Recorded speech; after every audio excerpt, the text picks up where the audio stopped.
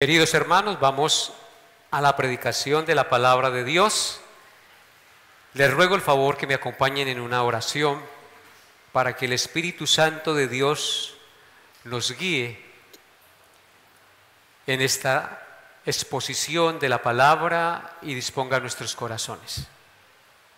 Soberano Dios y Padre nuestro, te pedimos que por el poder de tu Espíritu Santo que habita en nosotros, por la fe, dispongas todo nuestro corazón en esta hora de la mañana para recibir el mensaje de tu palabra.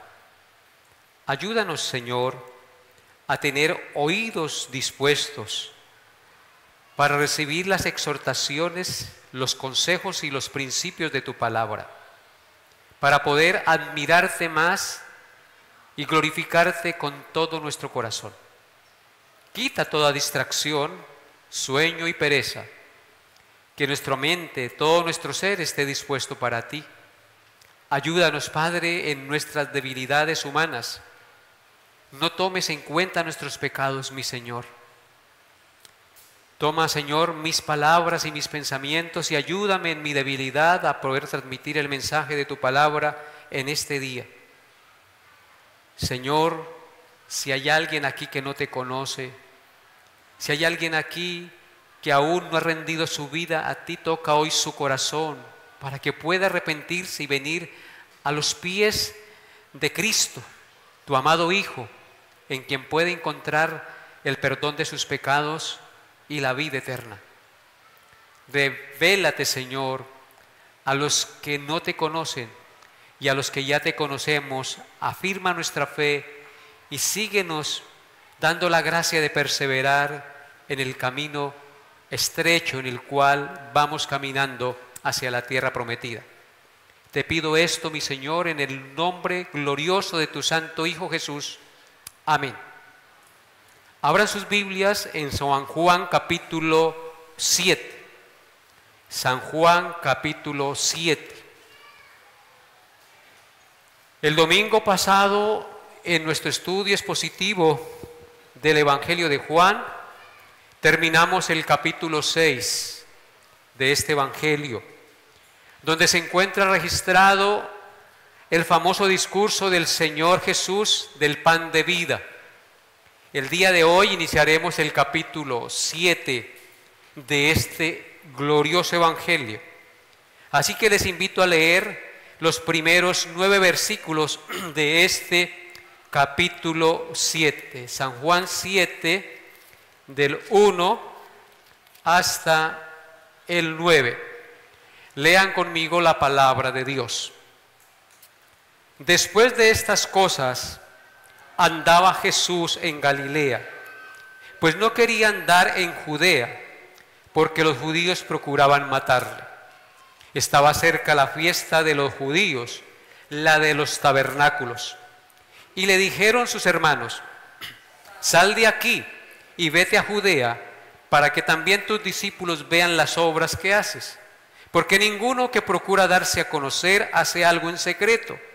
Si estas cosas haces, manifiéstate al mundo, porque ni aun sus hermanos creían en él.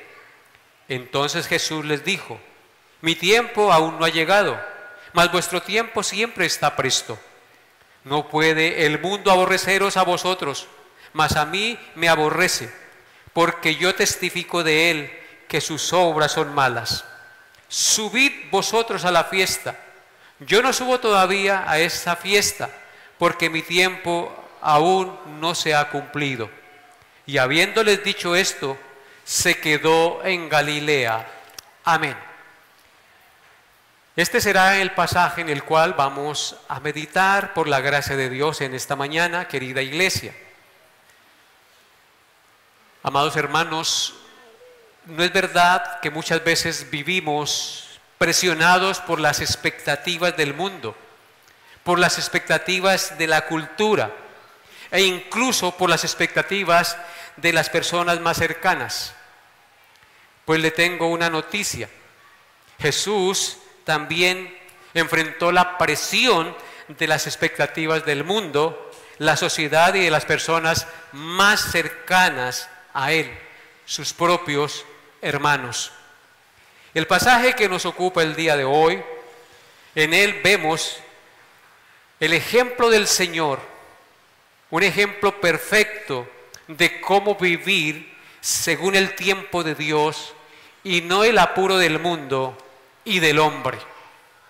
Nuestro pasaje para su estudio lo dividiremos en 3 encabezados.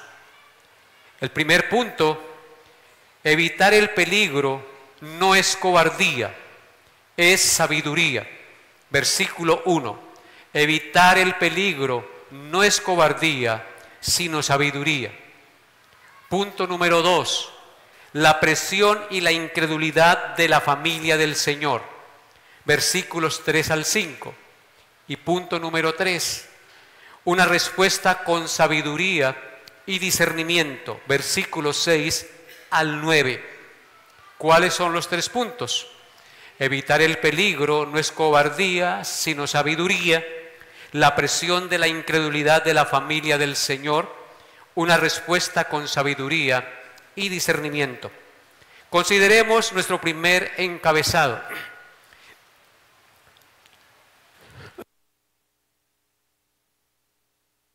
Evitar el peligro no es cobardía, sino sabiduría. Versículo 1 dice: después de estas cosas andaba Jesús en Galilea, pues no quería andar en Judea, porque los judíos procuraban matarle. Amén. Después de estas cosas, dice el texto, es decir, después de los acontecimientos del capítulo 6, donde sucedió el milagro de la multiplicación de los 5 panes y los 2 peces, donde el Señor alimentó a más de 5,000 personas, y donde el Señor predicó el discurso del pan de vida, el texto nos dice que la razón por la que el Señor Jesús andaba en Galilea y no quería ir a Judea era porque los judíos procuraban matarlo. Y el Señor, más que nadie, era consciente de esta realidad. Querían ponerlo preso y matarlo. Los judíos mencionados en este capítulo 1 hace referencia a las autoridades y dirigentes religiosos, los cuales tenían una terrible envidia hacia el Señor Jesucristo, porque la gente se iba tras él, porque las multitudes le seguían. Entonces, esto para ellos era una terrible amenaza, pues sus intereses políticos y religiosos estaban en peligro. Alguien se los iba a quitar y por eso procuraban quitarlo del camino, es decir, matarlo. No simplemente querían apresarlo ni amedrentarlo para que se fuera, querían matarlo. Jesús sabía el peligro de volver a Jerusalén abiertamente, aunque su ministerio en Galilea había creado muchos enemigos también. Pero él sabía que en Jerusalén, en Judea, el peligro era mayor. Y tal vez era mayor porque allí los dirigentes religiosos tenían más inferencia sobre la comunidad y entonces más fácilmente podían levantarle cualquier pretexto para apresarlo y llevarlo a la muerte. Así que esto que hizo el Señor Jesucristo, de no ir a Jerusalén, no significa que Él tuviera miedo de los judíos, porque el Señor es Dios y Él no tiene miedo, sino que más bien nos enseña un principio maravilloso para aplicarlo a nuestra vida. ¿Cuál es ese principio maravilloso que nos enseña el Señor? Lo que ya dijimos, evitar el peligro no es cobardía, sino sabiduría, hermanos. Como cristianos no debemos exponernos deliberadamente al peligro si no hay necesidad. Debemos siempre evitar el peligro si no hay necesidad. Hay momentos en que es necesario a veces pasar peligros porque se requiere de eso. Pero muchas veces queremos meternos en problemas sin necesidad, exponernos a cosas peligrosas sin haber ninguna necesidad. Así que, amados hermanos, no debemos ponernos en lugares peligrosos o tomar decisiones peligrosas solo para demostrar que somos muy valientes o muy espirituales. Debemos ser prudentes, debemos tener sabiduría divina, porque la sabiduría divina nos lleva a ser prudentes como el Señor Jesús, porque eso es parte del fruto y del carácter del Espíritu Santo en un hijo de Dios. La prudencia es parte del fruto del Espíritu Santo en un hijo de Dios. Por ejemplo, la Escritura nos dice en Proverbios capítulo 14, versículo 16, las siguientes palabras acerca de esta verdad. Proverbios 14, 16. Dice así: el sabio teme y se aparta del mal, mas el insensato se muestra insolente y confiado. Ahí está clarito. La Escritura nos dice que una persona sabia teme y se aparta del mal, se aparta del peligro para su alma o el peligro para su vida. Mas el insensato se muestra insolente y confiado. Mata y come del muerto. Proverbios 22:3. Proverbios 22:3 dice: el avisado ve el mal y se esconde, mas los simples pasan y reciben el daño. Ahí está clarita la palabra de Dios advirtiéndonos. El avisado ve el mal y se esconde. ¿Qué hizo Cristo? Veía que lo podían matar o valía a correr peligro en Jerusalén. Vio el mal y se quedó en Galilea.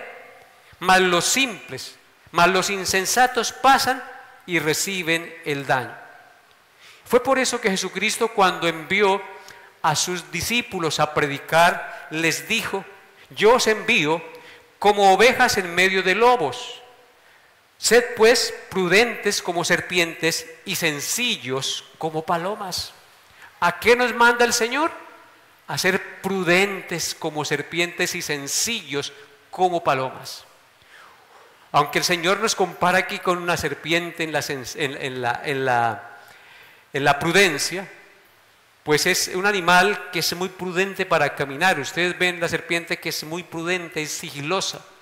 El Señor no quiere que corramos peligros innecesarios y Él nos enseña este maravilloso principio. Así que evitar el peligro no es cobardía, sino sabiduría. Es ser prudentes para no cosechar una situación adversa e innecesaria en nuestra vida y en nuestra familia. Juan Calvino escribió algo muy importante acerca de este pasaje y dijo lo siguiente: aunque Cristo evitó los peligros, no se apartó ni un cabello del curso de su deber. Aunque Cristo evitó los peligros, no se apartó ni un cabello del curso de su deber. Así que Cristo no fue cobarde, fue prudente y esperó en el tiempo de Dios. Y esto nos lleva a considerar nuestro segundo encabezado: la presión y la incredulidad de la familia del Señor. Versículos 2 al 5. Versículos 2 al 5. Dice la palabra de Dios: estaba cerca la fiesta de los judíos, la de los tabernáculos. Y le dijeron sus hermanos: sal de aquí y vete a Judea, para que también tus discípulos vean las obras que haces. Porque ninguno que procura darse a conocer hace algo en secreto. Si estas cosas haces, manifiéstate al mundo, porque ni aun sus hermanos creían en él. El versículo 2 dice que estaba cerca la fiesta de los judíos, la de los tabernáculos. Los acontecimientos que vimos descritos en el capítulo 6 ocurrieron cerca del tiempo de la fiesta de la Pascua. Eso fue más o menos en abril. Pero los acontecimientos del capítulo 7 que vamos a estudiar fueron cerca de la fiesta de los tabernáculos, o en la fiesta de los tabernáculos, la cual se celebró o se celebraba en octubre. Por consiguiente, hay un espacio de 6 meses entre los acontecimientos del capítulo 6 y el capítulo 7. La fiesta de los tabernáculos o Sukkot es una de las 3 grandes actividades del año judío. Esta fiesta se celebraba durante 7 días, donde se conmemoraba la época en que los israelitas vivieron en tiendas durante el peregrinaje por el desierto. En esta fiesta, los israelitas hacían ranchos, no sé si todavía lo hacen ranchos de ramas, de palmeras, y viven en ellos durante 7 días con sus familias, para simbolizar y recordar la experiencia de sus antepasados en el desierto y su dependencia de Dios. Es una fiesta muy importante para ellos y asiste mucha gente a Jerusalén, en esa época asistía. Así que durante esos 6 meses entre la fiesta de la Pascua, que se celebraba en abril, y la fiesta de los tabernáculos, que se celebraba en octubre, el Señor se quedó predicando el Evangelio y enseñando a sus discípulos en Galilea y no fue a Jerusalén. El versículo 3 al 5 de nuestro segundo punto dice: y le dijeron sus hermanos, sal de aquí y vete a Judea, para que también tus discípulos vean las obras que haces, porque ninguno que procura darse a conocer hace algo en secreto. Si estas cosas haces, manifiéstate al mundo, porque ni aun sus hermanos creían en él. En estos versículos vemos, amados hermanos, la presión psicológica de oportunidad. Repito, la presión psicológica de oportunidad que los hermanos del Señor Jesús le hacen para que se dé a conocer a sus discípulos y al mundo en la fiesta de los tabernáculos en Jerusalén, ya que era la gran oportunidad donde habría muchísima gente, una gran multitud, para darse a conocer y lograr sus objetivos de popularidad. Ese era el pensamiento de sus hermanos. Le dijeron sus hermanos, sal de aquí y vete a Judea, básicamente con 2 propósitos. Primero, para que sus discípulos vieran las obras que el Señor hacía y para que el mundo lo conociera. Sin embargo, recordemos que él ya había ido a Jerusalén y ya el mundo lo conocía. Pero por eso sus hermanos le dicen, sal de aquí y vete a Judea para que también tus discípulos vean las obras que haces, porque ninguno que procura darse a conocer hace algo en secreto. Si estas cosas haces, manifiéstate al mundo. El argumento psicológico de oportunidad con el cual los hermanos ejercen presión para que se dé a conocer a sus discípulos y al mundo en general, aparentemente es muy válido, pero tiene un problema, y es que el texto sagrado agrega en el versículo 5, porque ni aun sus hermanos creían en él. Así que es una presión y un desafío de incrédulos, es decir, de sus propios hermanos que lo desafiaban desde su incredulidad. Es una presión de oportunidad que viene de un corazón incrédulo. Querían que se mostrara públicamente como si fuera un espectáculo, pero ni aun ellos mismos creían en él, no creían que él era el Mesías. En realidad era una tentación como la que le hizo el diablo, el demonio en el desierto, cuando lo llevó al pináculo del templo y le dijo, si eres hijo de Dios, tírate abajo, porque escrito está que a tus ángeles mandará cerca de ti para que tu pie no tropiece en piedra. Si lo ponía en el pináculo del templo de Jerusalén, abajo había una gran multitud y él iba a hacer un espectáculo para que la gente creyera. Pero ¿qué le dice el Señor a Satanás? escrito está también, no tentarás al Señor tu Dios. Así que esto que los hermanos están haciendo con el Señor Jesús es una tentación, es una presión de popularidad, de deseo de darse a conocer al mundo. En sus pensamientos carnales, los hermanos de Jesús que no creían en Él pensaron que era el momento adecuado para que Jesús se mostrara al público y se hiciera famoso, pero no sabían lo que Jesús tenía en su corazón y en su mente, ni que era realmente el Señor Jesús. Ellos no pensaban que Él era el Señor Jesús, el Hijo de Dios, ni el propósito de su venida lo entendían. Entonces ellos estaban simplemente movidos por un deseo de popularidad simplemente. El pasaje nos enseña sobre la importancia de tener la intención correcta al hacer algo. Nos enseña la importancia de tener la intención correcta al hacer algo. Jesús no quería hacer milagros para hacerse famoso o para complacer a su familia. Él tenía una misión más importante que cumplir y sabía que hacer algo con fines egoístas no era lo correcto a los ojos de Dios. Él sabía que lo más importante era hacer la voluntad de Dios por encima de cualquier deseo familiar egoísta. Eso era lo que entendía el Señor. En consecuencia, queridos hermanos, es importante reflexionar sobre nuestras motivaciones y asegurarnos de que sean honestas y bien intencionadas y para la gloria de Dios. Siempre es necesario preguntarnos por qué razón hacemos esto. ¿Cuál es la intención de mi corazón? ¿Cuál es el propósito final por el cual yo estoy llevando a cabo esta labor? A veces podemos sentir la presión de la oportunidad, como le pasó al Señor Jesucristo, de parte de la opinión pública o de la presión de nuestros amigos y de nuestros familiares para que hagamos algo.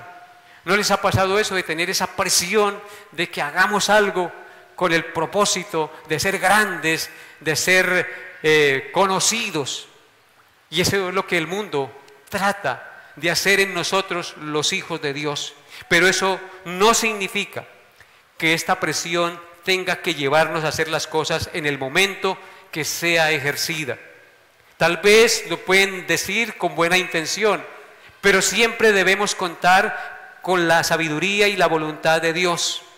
Antes de dejarnos llevar por la presión, la emoción y el deseo de figurar, tenemos que evaluar las cosas y ponerlas en oración, en las manos de Dios. Contar primero con Dios, es decir, confiar en el Señor y no apoyarnos en nuestra propia prudencia. Asimismo, el Señor nos enseña en este pasaje que aunque tengamos grandes ideas o planes, necesitamos tiempo, necesitamos paciencia y sabiduría para ser alcanzadas. No es cuando nosotros queramos, sino en el tiempo de Dios. Hay que tener paciencia, hay que esperar el momento apropiado de Dios, no hay que madurar biches. Hay personas que muy fácilmente, sobre todo los jóvenes, muy fácilmente se aventuran a tener relaciones sexuales y pueden caer en el grave peligro de ser contagiados con un SIDA, con una enfermedad, o quedar embarazados, o qué sé yo, porque no esperan en Dios, porque se dejan llevar por la presión de sus mismos amigos, que les dicen, haga esto, que eso es lo que está de moda. No, amados hermanos, tenemos que aprender a esperar en Dios, no dejarnos arrastrar por la presión del mundo, ni de la tentación de querer ser famosos y alabados de los hombres. Es una gran tentación la que tenemos nosotros los seres humanos. Así que al igual que Jesús, todos los que nos rodean entenderán que si nos mantenemos firmes, mirando al invisible, puestos los ojos en Jesús, ellos van a entender que tenemos principios verdaderos y una convicción verdadera. Pero si somos fluctuantes, no estamos dando ningún testimonio al mundo, sino que estamos siendo como una veleta. Un día para acá, un día para allá. Hermanos, como cristianos debemos ser firmes en nuestras determinaciones. Si hemos decidido seguir a Cristo, vamos a seguir a Cristo hasta el último día de nuestra existencia. Ni un paso atrás, siempre adelante, confiando y mirando a aquel que murió y dio su vida en la cruz por nuestros pecados. Él es la resurrección y la vida. El que confía en Él no será avergonzado. Vivamos firmes y confiados en el Señor, amados hermanos. No nos dejemos arrastrar por la presión de los amigos, por la presión de la familia, ni por la presión de la cultura, ni por la presión del mundo. Dejémonos llevar por lo que dice el testimonio fidedigno de la palabra inerrante del Dios vivo y verdadero. Amén. Pasemos entonces a considerar nuestro último y tercer encabezado. Una respuesta con sabiduría y con discernimiento. Una respuesta con sabiduría y discernimiento. Versículos 6 al 9. Dice así la palabra de Dios. Entonces Jesús les dijo: mi tiempo aún no ha llegado, mas vuestro tiempo siempre está presto. No puede el mundo aborreceros a vosotros, mas a mí me aborrece, porque yo testifico de él que sus obras son malas. Subid vosotros a la fiesta. Yo no subo todavía a esa fiesta, porque mi tiempo aún no se ha cumplido. Y habiéndoles dicho esto, se quedó en Galilea. Amén. Vemos en este versículo 6, donde inicia nuestro último pasaje, que Jesús les dijo a sus hermanos: mi tiempo aún no ha llegado, mas vuestro tiempo siempre está presto. Después de que los hermanos ejercen presión de popularidad para que suba a Jerusalén y se dé a conocer, el Señor, en plena convicción de lo que Él es y de lo que venía a hacer, les dice: mi tiempo aún no ha llegado, mas vuestro tiempo siempre está presto. Cuando el Señor dice: mi tiempo aún no ha llegado, esto nos da a entender que Él era plenamente consciente que Él llevó a cabo todo su ministerio terrenal de acuerdo a un plan determinado por Dios. Mi tiempo aún no ha llegado nos habla de una agenda divina que el Señor vino a cumplir. Él no vino a cumplir la agenda de los hombres, Él vino a cumplir la agenda de Dios, del Padre eterno. Eso indica que nuestro Señor no podía dar un paso sin estar en consonancia con ese plan eterno de Dios. Y por consiguiente, no era el tiempo oportuno y adecuado de Dios para ir a Jerusalén. En otras palabras, no era el tiempo kairos. La palabra para tiempo allí es la palabra kairos, que significa tiempo de oportunidad o tiempo apropiado. Es decir, para que se desarrollen los hechos que lo llevarían a la cruz. No era el tiempo oportuno, no era el tiempo apropiado para que se desarrollaran los hechos que lo llevarían a la cruz. Cuando el Señor dice: vuestro tiempo siempre está presto, esta frase significa que para los inconversos, como lo era en el caso de sus hermanos, los hermanos de nuestro Señor, no importaba en qué momento ellos fueran a Jerusalén, a cualquier momento ellos podían ir y no les pasaría nada. No tenían enemistad con nadie allá en Jerusalén, por lo tanto no correrían riesgos. Por eso les dice: vuestro tiempo siempre está presto. ¿Y qué más les dice en el versículo 6? Ahora pasamos al 7, perdón, pasamos al 7. No puede el mundo aborreceros a vosotros, mas a mí me aborrece, porque yo testifico de él que sus obras son malas. En este verso, el Señor continúa diciendo a sus hermanos que ellos pueden ir sin ningún problema a Jerusalén, porque el mundo no los aborrece a ellos. El mundo no los aborrece, porque ellos no hablan en contra de sus malas obras. Mientras que a mí, dice el Señor, el mundo me aborrece porque yo testifico de sus malas obras. Es decir, el mundo me odia, me aborrece porque yo denuncio su pecado. Mientras que a ustedes no les va a pasar nada porque ustedes no denuncian el pecado de nadie. Aquí en este pasaje entonces se revela claramente la verdadera razón del aborrecimiento que sentían muchos judíos hacia Cristo. No era meramente porque le tenían envidia, porque las multitudes le seguían. No era solamente por eso que le aborrecían. No era meramente porque él decía ser hijo de Dios y el Mesías prometido, porque por eso también lo aborrecían, porque él decía llamarse Dios.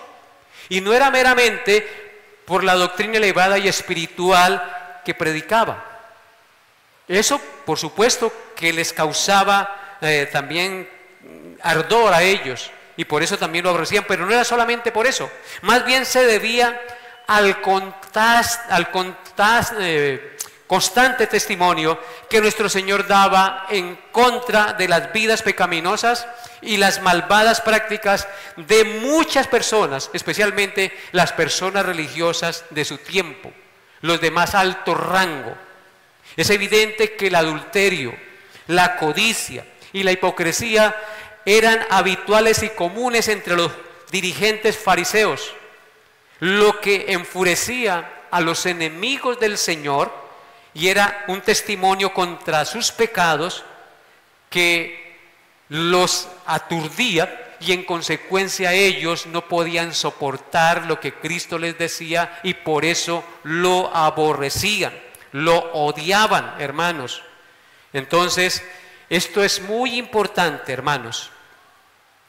Denunciar el pecado, hablar contra la maldad que carcome y practica la humanidad, trae disgusto y enemigos a cualquiera, ¿o no es así? Siempre que se denuncia el pecado, siempre que se mete el dedo en la llaga y se le muestra a alguien sus malas obras, eso va a traer disgusto. Díganme ustedes, hermanos, cuando uno está obrando mal y alguien le dice que lo que está haciendo está mal, uno ¿cómo se pone? Bravo. No se pone bravo y discute y justifica su mala acción. Siempre que se denuncia el pecado, no cae bien en la otra persona y uno es aborrecido. Ay, ahora se cree muy santo, ahora se cree una palomita blanca, y entonces todo eso trae disgusto. Cristo dice: a mí el mundo me aborrece porque yo testifico de sus malas obras. Por eso era que tampoco querían al Señor. Jesús confrontó la oscuridad con la luz de su verdad. El mundo rechaza lo que confronta su pecado.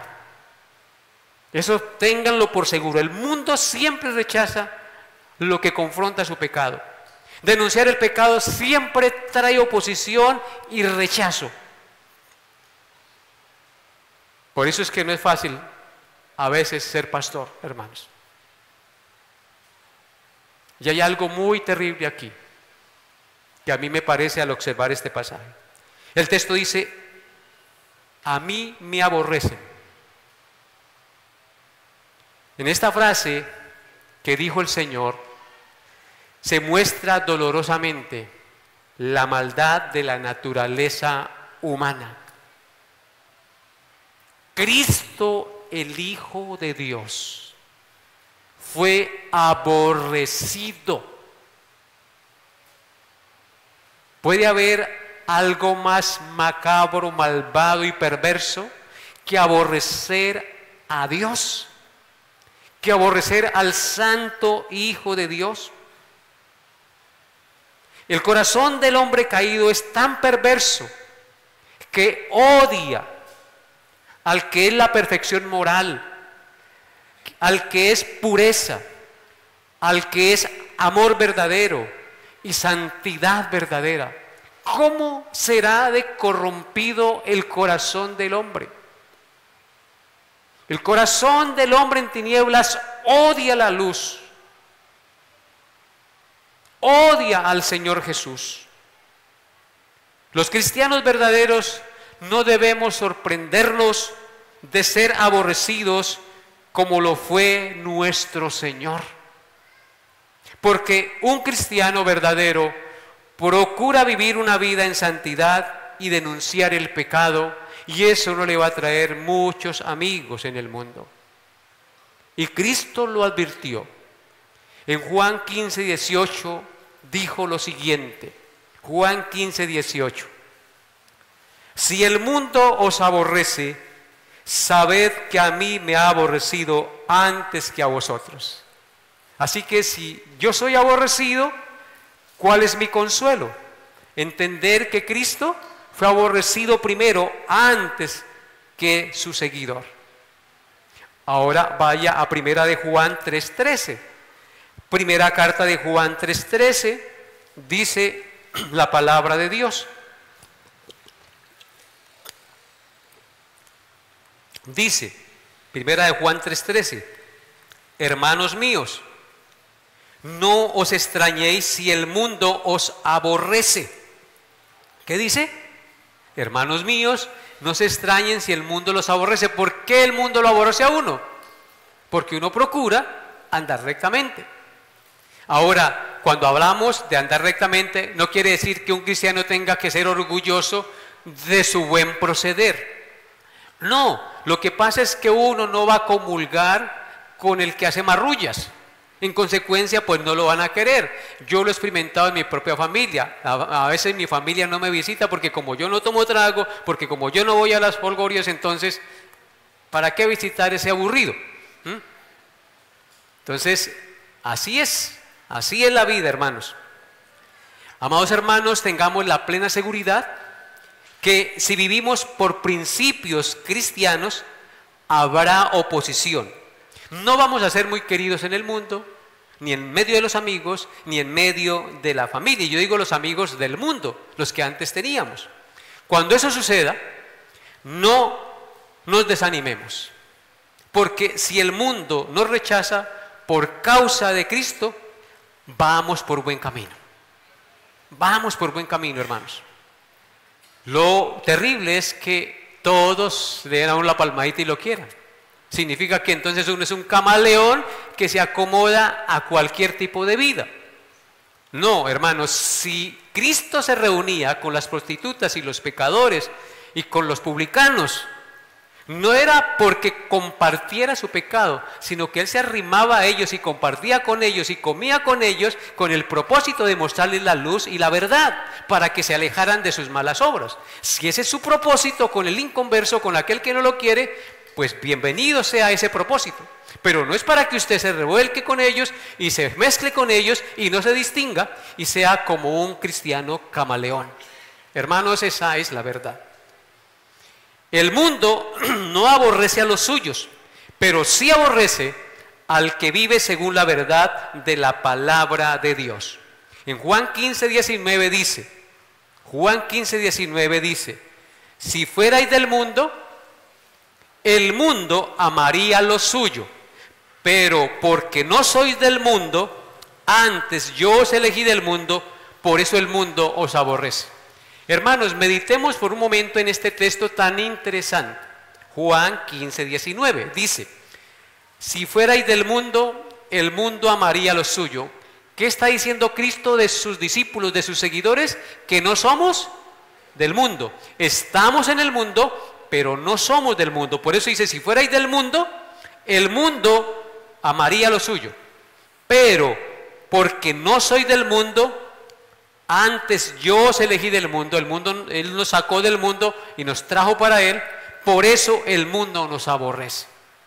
El mundo nos aborrece porque somos de Cristo, y como somos de Cristo, no somos del mundo. Entonces tenemos una altísima responsabilidad de mostrar con palabras y hechos que no somos del mundo, sino que somos de aquel que nos eligió y nos sacó del mundo para Él. Amén. Lo que el mundo odia de los cristianos no son sus doctrinas, sino sus vidas de convicción que procuran vivir en santidad y alineados con la palabra de Dios. En consecuencia, sus vidas son un testimonio constante contra el pecado del mundo, lo que hace que los hombres del mundo se sientan incómodos y por eso los odian. Cuando uno procura andar en santidad y vivir de acuerdo a la ley del Señor, el mundo no nos va a querer. Erasmo de Rotterdam, uno de los humanistas de la época de la Reforma, solía decir lo siguiente. Erasmo de Rotterdam decía esto acerca de Lutero. Dice él: Lutero podía haber tenido una vida fácil si no hubiera tocado la corona del papado ni las barrigas de los monjes. Eso decía Erasmo de Rotterdam, hablando de Martín Lutero. Dijo, Martín Lutero hubiese podido tener una vida muy fácil si no hubiese tocado la corona del papa y hubiera tocado la barriga de los monjes. Porque como él les puso el dedo en la llaga y denunció su pecado, pues por eso no era querido. Y por eso fue excomulgado y expulsado y casi lo matan. Pero él fue uno de los promotores de la Reforma protestante. Versículo 8 y 7 de nuestro pasaje. Cristo le dice a sus hermanos: subid vosotros a la fiesta. Yo no subo todavía a esa fiesta porque mi tiempo aún no se ha cumplido. Verso 9. Y habiéndoles dicho esto, se quedó, ¿a dónde? En Galilea. Vuelve el Señor y les dice a sus hermanos, como ya lo había dicho en el versículo 6, vuelve y les dice, subid vosotros a la fiesta, porque mi tiempo aún no se ha cumplido. Y el autor termina diciendo, y habiéndoles dicho esto, se quedó en Galilea. ¿Qué nos enseñan estos dos últimos versos de nuestro pasaje? Nos enseñan que el Señor tenía bien definido y bien claro el tiempo establecido por Dios para ir a Jerusalén. Su agenda no estaba dirigida por el parecer de los hombres humanos, sino por la voluntad divina. Como ya les había dicho antes, no se dejó persuadir de ellos de ir a la fiesta, sino que firmemente se quedó en Galilea esperando en la voluntad de Dios. Preguntémonos si nosotros somos pacientes o impacientes esperando en la voluntad de Dios. Si nos dejamos llevar por las emociones y los impulsos de nuestro corazón para tomar decisiones, o esperamos en oración y ponemos en oración y esperamos en Dios. La Biblia dice que el hombre que teme a Jehová, Él le enseñará el camino que ha de escoger. Gozará él de bienestar y su descendencia será poderosa en la tierra. Aprendamos a esperar en Dios. No te apoyes en tu propia prudencia. Teme a Jehová y apártate del mal, porque será medicina a tu cuerpo y refrigerio para tus huesos. Esperemos en Dios. No seamos como los que dicen, iremos a tal ciudad y traficaremos y compraremos. Haremos esto y haremos aquello. Santiago nos dice, en lugar de lo cual deberíais decir, si el Señor quiere, haremos esto o haremos aquello. Hermanos, todo debemos ponerlo en las manos de Dios y esperar en la voluntad de Dios. No ser precoces, Debemos esperar el tiempo apropiado por el Señor. Porque cada vez que nosotros nos apresuramos y tomamos decisiones aceleradas, casi siempre nos va mal y cosechamos el fruto de nuestra precocidad. Entonces, hermanos, hay que entender la palabra de Dios y acoger esta enseñanza de nuestro Señor Jesucristo en esta mañana, de esperar en el tiempo apropiado, ni un minuto antes ni un minuto después. La Biblia dice que cuando vino el cumplimiento del tiempo, ni antes ni después, Dios envió a su Hijo al mundo, nacido de mujer y nacido bajo la ley, en el año apropiado, en el mes apropiado, en el día apropiado y en la hora apropiada y en el minuto apropiado. El Hijo de Dios nació en este mundo, no antes ni después. Dios tiene un plan predeterminado. Aprendamos a confiar en el plan de Dios, a esperar en las promesas eternas del Señor, poner todo en oración, porque solo Él puede guiar nuestros pasos. Uno de los mensajes más importantes de este pasaje es acerca de la importancia de esperar en la voluntad de Dios, ¿o no es así? Eso es lo que estamos viendo esta mañana. Jesús sabía que su tiempo aún no había llegado y no se adelantó a los planes divinos. En cambio, esperó paciente y confiado en el momento adecuado para actuar. Muchas veces nosotros también nos encontramos en situaciones en las que queremos adelantarnos a los planes de Dios, pero debemos recordar que su tiempo es perfecto y esperar pacientemente en Él. El pasaje también nos enseña que en la vida cristiana no se trata de mostrarnos al mundo, sino de obedecer la voluntad de Dios. Los hermanos del Señor querían que Jesucristo se diera a conocer a sus discípulos y al mundo haciendo prodigios y señales. Jesús no actuó por la presión de la oportunidad, sino por el conocimiento de la palabra de Dios y la obediencia a la voluntad de Dios. Todo lo que hizo fue en el tiempo exacto del Padre. No nos apresuremos a los planes de Dios.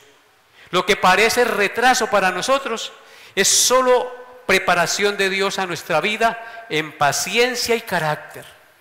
Cada vez que el Señor nos dice, espere un momentico, tranquilo, no se afane, nos está formando ¿en qué? En paciencia y en carácter, como fue formado el Señor Jesucristo. No apresuremos los planes, no nos adelantemos. Recordemos que Abraham y Sara no esperaron el tiempo de Dios y se apresuraron a tener un hijo fuera de la voluntad de Dios con la esclava Agar, a Ismael. ¿Y qué pasó? Fue un hijo que les trajo muchos dolores y muchas tristezas, hermanos. Una situación difícil en la familia, porque no esperaron en la voluntad de Dios. Dios les había dicho que les iba a dar un hijo, pero como vieron que pasaba el tiempo y no se lo daba, le dice Sara a Abraham, mi hijo, yo creo que lo que Dios le dijo fue que tuviera un hijo por el lado de su esclava. Y Abraham, ni corto ni perezoso, se llegó a la esclava, la embarazó y tuvieron un hijo. Pero esa no era la voluntad del Señor. No nos apresuremos. El rey Saúl, tercamente, no esperó pacientemente la llegada del profeta Samuel para que ofreciera los sacrificios. Y él se apresuró y tomó el lugar del profeta y ofreció sacrificios. ¿Y qué pasó? El reino le fue quitado, arrebatado de sus manos y dado a otro conforme al corazón de Dios. No nos apresuremos. No nos apresuremos, aprendamos a esperar en la voluntad de Jehová. Teme a Jehová y apártate del mal. Procura hacer la voluntad de Él y Él hará. Espera en Jehová y Él hará. En conclusión, amados hermanos, Jesús nos enseña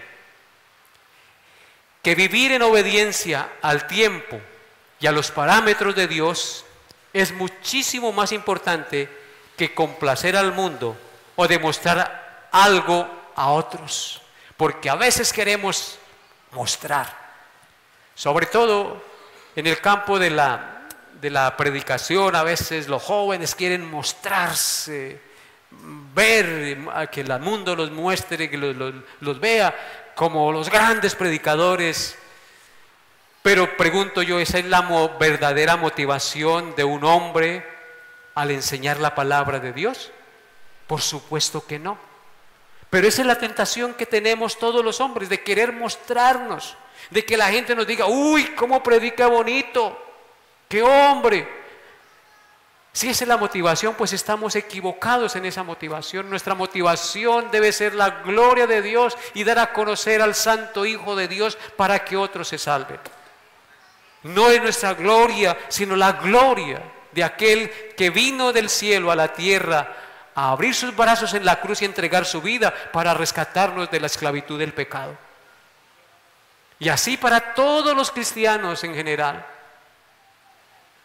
No anunciamos a Cristo y no conocemos la palabra de Dios para que otros nos digan cómo conoce de versículos, cómo sabe de explicarla. No, esa no es la motivación de su corazón. Su motivación debe ser que otros conozcan al Señor, se arrepientan de sus pecados y sean salvos por el conocimiento de la verdad de la palabra de Dios. Amén. Dios nos ayude, hermanos, porque esta tentación la tenemos todos nosotros los hombres. Así que aunque haya oposición o incomprensión en medio de nosotros, nuestro deber es caminar con propósito, al ritmo del cielo, no en la carrera del mundo. Impórtenos hacer la voluntad de Dios. Examina tu corazón esta mañana, hermano. Examínalo con sinceridad. Porque ¿a qué venimos a la iglesia si no es a examinarnos? No venimos simplemente a sentarnos y a escuchar una predicación. Algo de lo que he dicho tiene que servirle a su conciencia esta mañana. Algo de lo que el Señor les ha mostrado a través de su palabra debe servir para el cambio de su vida. No deseche las palabras del Señor. No miren este vaso imperfecto. Miren lo que dice el decreto de Dios. ¿Estás enfrentando presión para actuar fuera del tiempo o de la voluntad de Dios? ¿Por qué los jóvenes caen en fornicación? Porque no aprenden a esperar. ¿Te sientes incomprendido por quienes te rodean?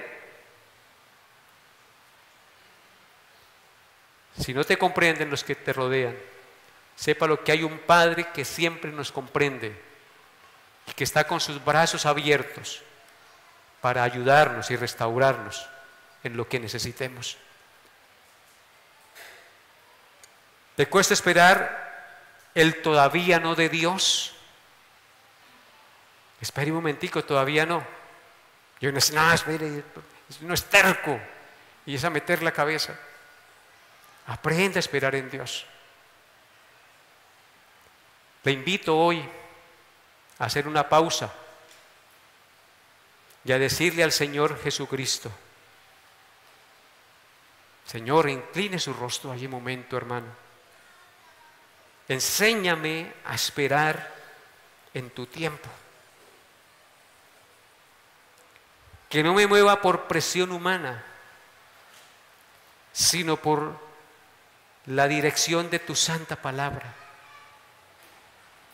Señor, recuérdanos siempre que la impaciencia puede llevarnos a tomar decisiones equivocadas y precipitadas que pueden tener consecuencias negativas muy graves en nuestra vida. Señor, ayúdanos a vivir para tu gloria cada día. Hoy nos recuerdas que la verdadera grandeza no se encuentra en la fama o el éxito material, sino en la forma en que tratemos a los demás y cómo usamos nuestros talentos y nuestras habilidades y nuestro tiempo para hacer el bien. Ese es el propósito de la vida. Ayúdanos a aplicar todo esto a nuestras vidas. Ayúdanos a vivir con propósito, Señor, contribuyendo al bienestar espiritual de los demás y a la construcción de un mundo mejor que glorifique a Dios cada día, mi Señor. Ayúdanos a entender que lo más importante no es cuántas personas nos sigan, sino cómo impactamos la vida de quienes nos rodean para que honren tu nombre.